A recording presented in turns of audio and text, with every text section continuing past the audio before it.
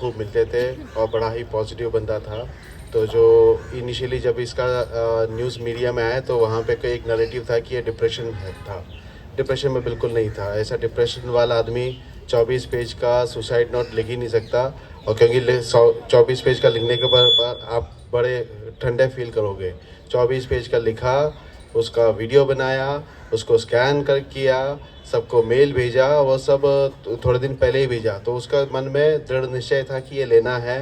और उसके घर पे जब हम लोग घुसे तो वहाँ पे लिखा था वेरियस चेकलिस्ट। उस पर एक था कि शिव का नाम 108 बार उसको बोलना है। तो बड़ा स्पिरिचुअल तरीके से उसने अपना आत्मदाह किया है।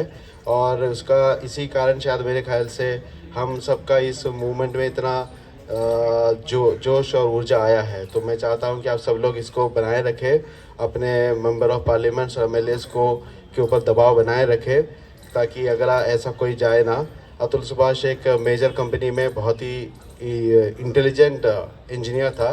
तो जैसे एक बंदे ने बोला कि उसके जाने से देश को क्या नुकसान हुआ, ये हम नहीं जानते। वो जब यहाँ पे था तो उसकी सैलरी अच्छी थी। क्यों अच्छी थी? एक इंडियन कंपनी अच्छी सैलरी इसलिए दे रही थी क्योंकि उस तरह से 10 टाइम ज़्यादा वो बना कर दे रहा था।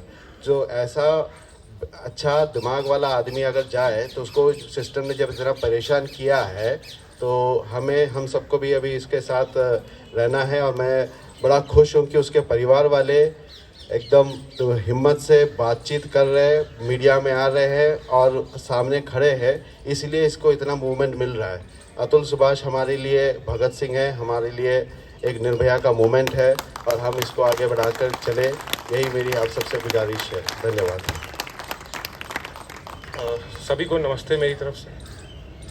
अतुल हमसे, मैं भी एक दिल्ली का निवासी हूँ और बेंगलोर में रहता हूँ। और 2022 में अतुल हमसे सबसे पहली बार मिला। जब कभी एक आदमी पे केसेस होते हैं तो वो शुरू में बहुत परेशान होता है। हमारी मुलाकात तभी हुई थी और हम उसके साथ हर वीकेंड पे, ऑलमोस्ट ऑल्टरनेट वीकेंड्स पे मिलते थे, क्योंकि जब एक बार केसेस होते हैं तो सोसाइटी, फ्रेंड्स, रिलेटिव्स, सभी लोग हम लोगों को छोड़ देते हैं। हमारे साथ कोई खड़ा नहीं होता। तो हम लोग एज वॉलंटियर्स, एज एक्टिविस्ट्स आपस में मिलकर एक दूसरे की सहायता, एक दूसरे की मदद, एक दूसरे को ईज आउट करना, सब कुछ ट्राई करते हैं। हमारा एक सेव इंडियन फैमिली फाउंडेशन का सेंटर है बेंगलोर में।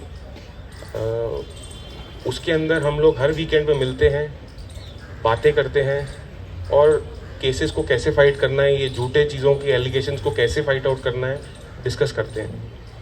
तो अतुल भी हमारे पास ऐसे ही मिलते मिलते आया और बहुत अच्छा दोस्त बन गया। अतुल के साथ इतनी सारी मेमोरीज हैं। लास्ट न्यू ईयर, ये न्यू ईयर पे तो हमारे साथ था नहीं, लास्ट न्यू ईयर मैंने उसी घर में जहाँ पे उस टाइम मैं दिल्ली आया हुआ था मेरे केसेस के लिए, तो रात को करीब 3 बजे जैक्सन का फ़ोन आता है कि ऐसे ऐसे मैसेज आया है मेरे को और तू 2 किलोमीटर दूर रहता है, क्या तू उसके घर जा सकता है क्या? I told him that I am in Delhi and मैं नहीं जा सकता अभी, हम कोशिश करते हैं कि कोई वहाँ पे जाए।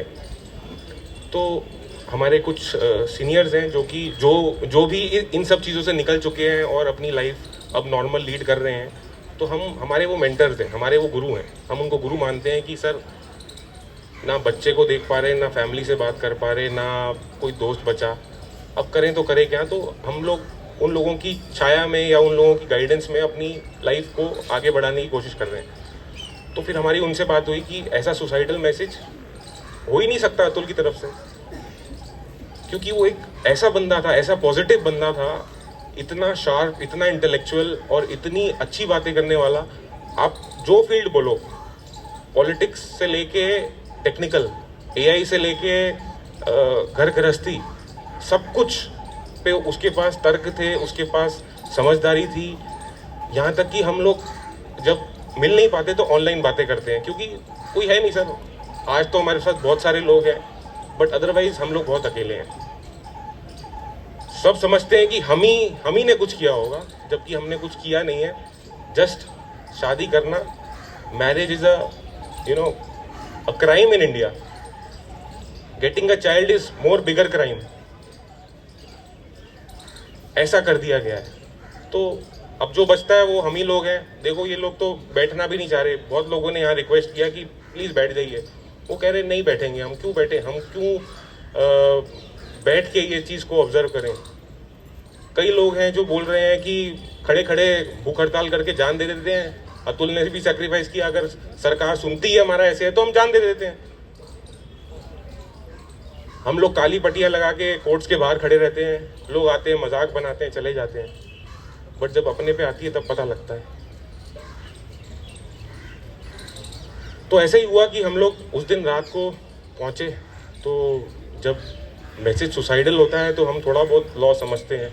थोड़ा बहुत ज्ञान हो गया है. कुछ लोगों ने हमारे बीच में ही वकालत करी तो हम लोगों को पढ़ाते हैं, लिखाते हैं, समझाते हैं कि भाई हम ठहरे क्या बोलते हैं, टेक्निकल या फिर देहाती लोग जिनको क्या पता ये लॉ क्या होता है. हमारे लिए तो पैसे कमाने का धंधा है ये. जो वकील हैं वो बात भी नहीं करते बिना पैसे लिए. तो होता होगा कोई नालसा डालसा कुछ सिस्टम है जहाँ पे गरीब लोगों को फ्री में वकील मिलते हैं. बट जहाँ वो देखते हैं कि इंजीनियर है या कोई डॉक्टर है या कोई आर्मी वाला है या कोई थोड़ा बहुत भी कमाता है, मकान बिक जाते हैं सर. लोग हमारे साथ हैं. घर वाले बर्बाद हो जाते हैं पैसे भर भर के वकीलों को. बट सॉल्यूशन तो कभी, न्याय तो हम लोगों को तो नहीं मिला. किसी को मिला हो तो प्लीज़ हमें भी थोड़ा बताइए कैसे मिलता है. तो यही सब होप्स लूज़ करी अतुल ने. और उसने ऐसा सोचा कि मैं इन सब के लिए एक बलिदान दूंगा, एक सैक्रिफाइस करूंगा. और वो सैक्रिफाइस उसने किया. ऐसा नहीं है कि अतुल पहला बंदा है. आप एनसीआरबी का डेटा उठाइए. आप कितने सारे ग्रंथ हैं वो उठाइए.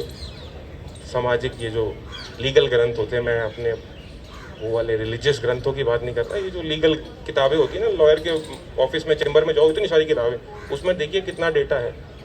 लाख के ऊपर हर साल. वो देखिए पीछे वो कुछ ऊपर नीचे लाइनें जा रही हैं. वो लोग मर रहे हैं. अभी भी कोई सुसाइड कर रहा होगा. हम बैठे हैं यहाँ, क्या कर सकते हैं.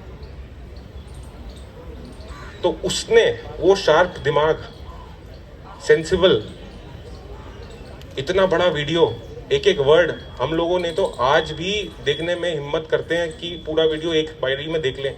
नहीं देखा जाता. वो फैमिली जिनके बच्चे गए हैं या वो दोस्त जिनके साथ हमने खाना खाया है, हमारे साथ डिनर में कौन होता है? कोई नहीं. ब्रेकफास्ट में कौन होता है? कोई नहीं. मे बी आप लोग फैमिलीज में रहते होंगे, बट अतुल जैसे बंदे के साथ कोई नहीं होता था. तो हम वीकेंड पे मिलते थे, खाना खाते थे थोड़ा साथ में. उसने पूरा सोचा. ये एक दिन का काम नहीं था. उसके पास चेकलिस्ट थी. मैं ये करूँगा, ये करूँगा, यहाँ फंड्स ट्रांसफ़र करूँगा, ये ऐसा करूँगा. बच्चे के लिए 18 साल की उम्र के लिए गिफ्ट छोड़ के गया है. वो अलग नहीं है. मेरा भी सेम केस है, ऑलमोस्ट सेम. क्यों? क्योंकि हम लोग जानते थे एक दूसरे को. तो इसी से एक दोस्ती बढ़ी कि वो भी उसी चीज़ में है, मैं भी उसी चीज़ में हूँ. 18 साल का जब होगा तब उसको गिफ्ट दिया जाएगा. अस्थियों को गटर में बहा देना.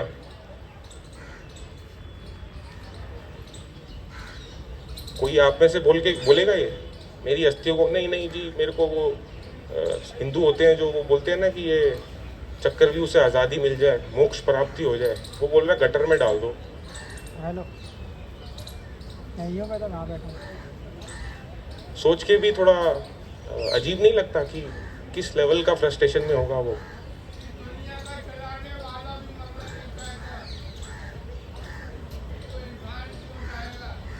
भाई अतुल की अस्थियां गटर में नहीं जाएंगी, गंगा में जाएंगी. उसको फांसी होगी. जो क्रिमिनल है ना, किसी ने अतुल के साथ गलत किया, उसको फांसी होगी. न्याय मिलना चाहिए. उसको न्याय मिलेगा भाई, उसको न्याय मिलेगा.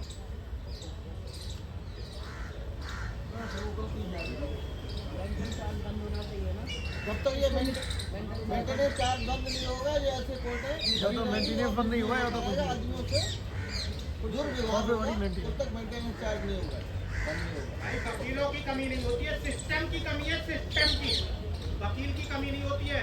वकील के सामने से जज फाइल उठा के फेंक देता है.